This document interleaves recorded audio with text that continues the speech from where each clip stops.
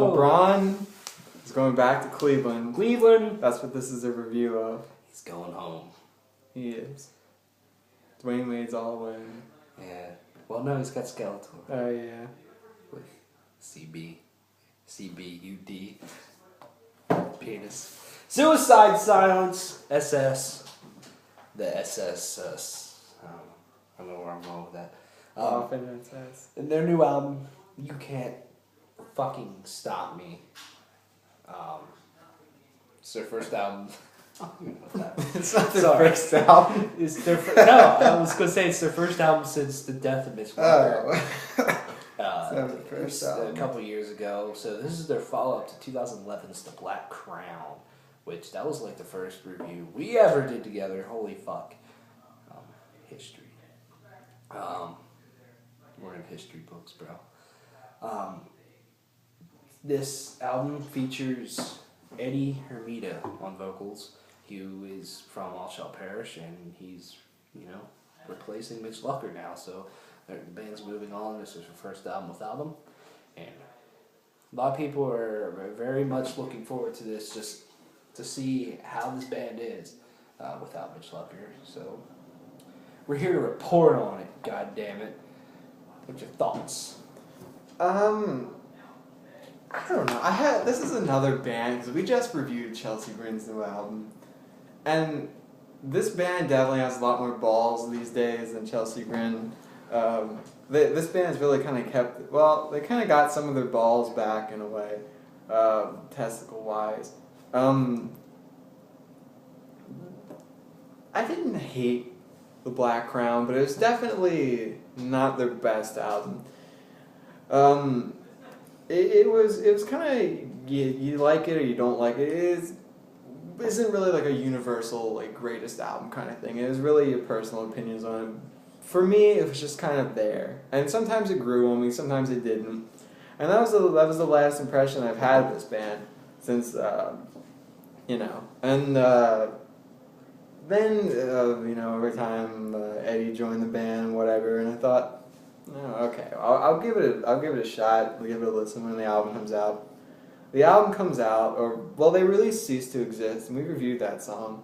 And then they put out You Can't Stop Me, lyrics by Mitch Lucker. The last song, I guess he wrote lyrics to.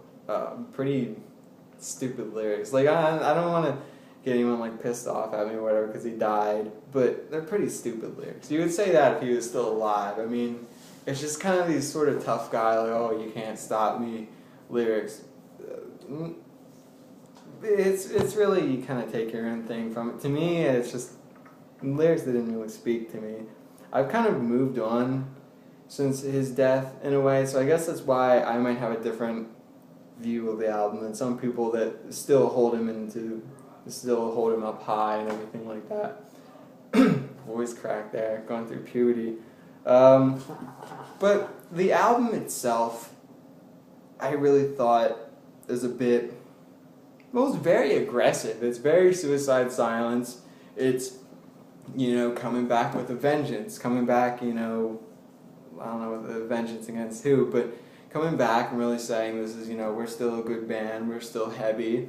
And they still brought this pretty heavy sound. I think Eddie did a nice job on the album vocally. He hit lows that Mitch hasn't been able to, reach ever. And he hasn't been able to come close since, what was it? What's the first album? The Cleansing. The Cleansing, yeah. Forgot the name for a second. He had some lows on No Time to Bleed, but it, by that time they were starting to go a little bit. But Eddie brings some nice lows. He brings some very, whistly almost high screams. Yeah, I mean, they're pretty wicked. I've heard some people wondering why he left All Shall Perish for Suicide Silence. In a way, All Shall Perish,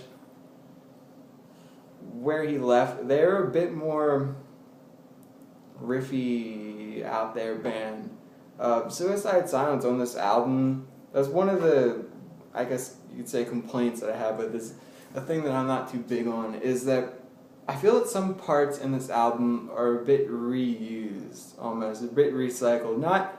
They're similar to older things, like the breakdown in You Can't Stop Me. It just reminds me of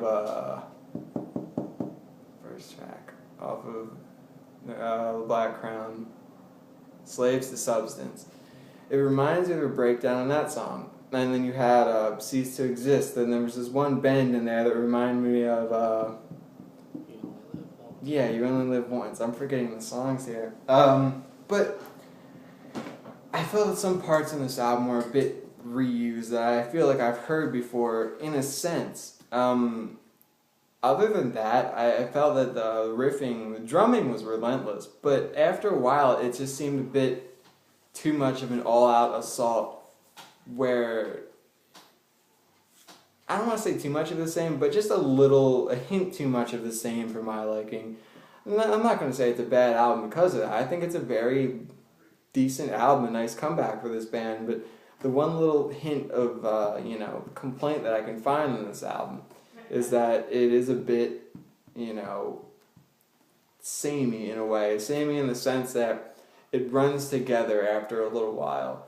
And they do reuse some parts it in a sense. And there were some nice cameos on the album from Corpse Grinder and Greg from Dillinger Escape Plan. But maybe it's just because I'm not as into this band as I once was. They don't speak to me in the same way, or something like that. But I just couldn't find what I wanted to find in this album that I used to find in this band. But still, it's a very good album, but it's just that to me. It's good. And it probably won't make my list of top albums of the year. None of these songs will make my list of top songs of the year, but it's a very good album. I would say listen to it. It's very aggressive. It's what Suicide Silence would do best. It's just in a time where I'm not too much into this anymore, but it's a nice throwback to 2010 for albums that come out now, because everything now is just moving to the digital age and palm-muty and too breakdowny in a sense, and it's nice to, in a way, to get back to 2010, which was the kind of before this wave of stuff took over. Yeah, this is a great album, I feel. I personally think that this could possibly be the best album that this band has done since The Cleansing. In terms of just all-out aggression, this is the most aggressive album since The Cleansing.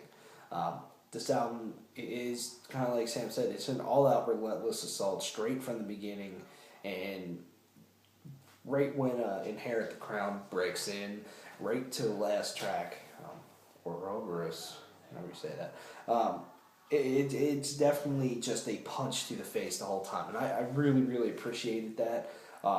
And some of the grooves, the riffs, some of the breakdowns are just so fucking awesome. I love the track Cease to Exist. I think the riff in that song is just awesome.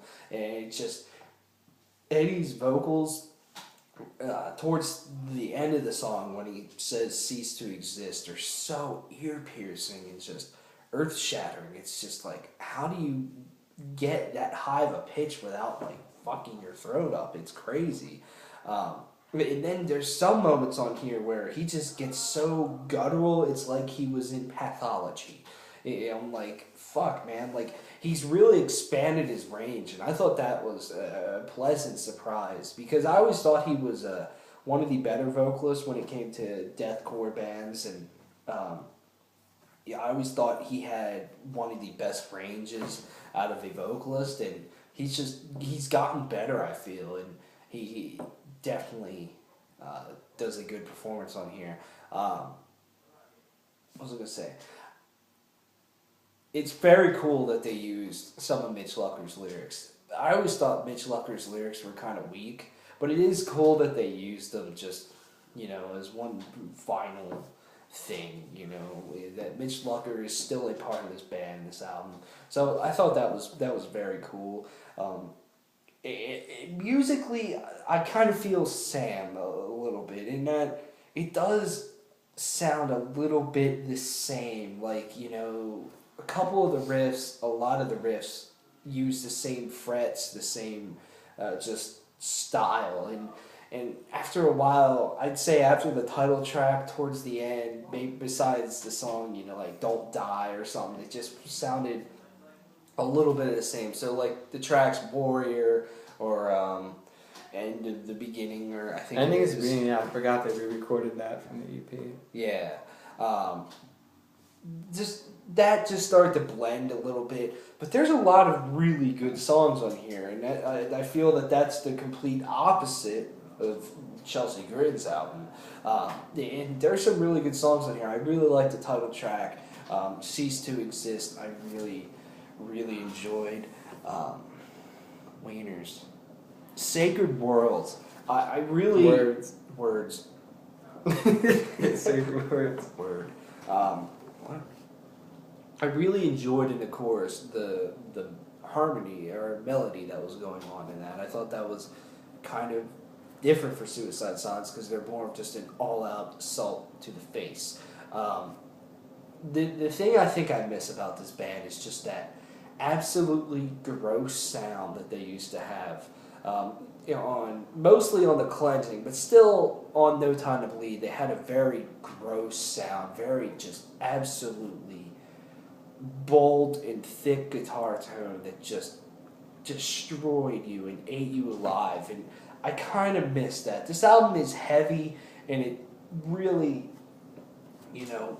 grabs you by the nuts and twists them, but I just wish they would just go back to that sound and not have the greatest production in the world, because I thought that was one of the best things about The Cleansing or No Time to Bleed is just how gritty that sounds, and I kind of miss that sound.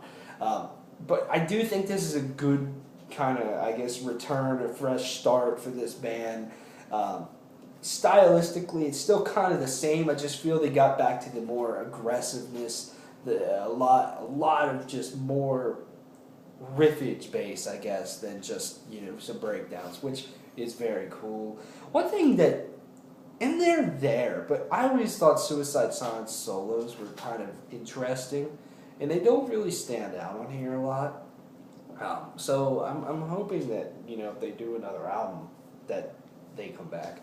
So they just didn't stand out to me, I guess I can say. So other than that, I think this is a good album. It's a solid listen. It's if you just want something that's heavy, something that you can just bang your head to, this is good shit. And I think vocally this is very, very well done, and the guitars sound great. In terms of, there's some really cool riffs and some pretty cool breakdowns, but after a while it just sounds the same a little bit. But that's the only thing I can complain about with this album. It's a good album. And you know what? I like it, and you can't fucking stop me. Yeah, I mean, it's good. It's good for what it is. If you want an aggressive album, it is what it is, and it's one of those things that you just can't pick out. I'm a picky person, but I do accept it for what it is. If it's an album full of aggression, and that's what it is. So I thought the video for "You Can't Stop Me" was pretty fucking stupid. It's like they're in a room and like the walls are closing in, and there's like snakes and they kind of look scared or whatever, but it doesn't look convincing at all. Then like Silent J or whatever the fuck his name is, the guy that was like Snoochie or whatever, he shows up, and I thought that he was gonna get killed, but he didn't. Yeah. Where isn't it? One of them's Silent. I know it's either Jay and Silent Bob or Bob and Silent Jay. Whoever the fuck it is. The long blonde haired guy. He's in a bunch of pot movies. I just don't know. Yeah, he's a fucking loser. Well, it's kind of an ironic video because they're like, you can't stop me, but they're Look gonna how long die. the fourth track is. Oh, it's 420. Holy shit! Fucking blaze it. What would you give this album? 4.20 out of 10. I'm not good at all the pot jokes and stuff. I leave that up to those fools. It's like a 6.5, 7 out of 10. 8 out of 10 for me. And if you divide 8 by 2 and then add 20, you get 420. And you get 24. That was a complete fail. Yeah. If you add 0.20 or just 0.2. if no, you add that's- 416 to 4, get 420. That was I fucking did that. 24. Oh my god. 24, the 24, TV show. Jack Killed Bauer. Terrorists. It's going to be the new vocalist. Jack Bauer smokes weed. Jack Bauer is going to Cleveland. And so is LeBron James. We're going to end every video saying that. Yeah, LeBron. Toots. Michael Jordan was better.